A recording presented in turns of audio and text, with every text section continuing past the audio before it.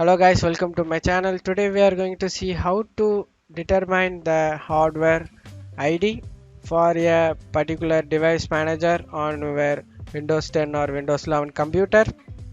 So hardware ID is a unique identifier that associated with every piece of hardware that activated to your computer. Let's jump straight into it guys. Go to search menu and type device manager. Open it up.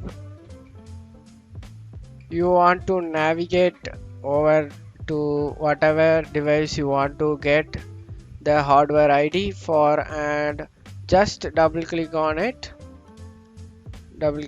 select, and you want to go to the details tab over here, and you want to select the device description, and you want to select the hardware IDs, and here is guys the hardware IDs are. Click OK. That's it for today's video. I hope this tutorial definitely helpful guys. Thanks for watching my video.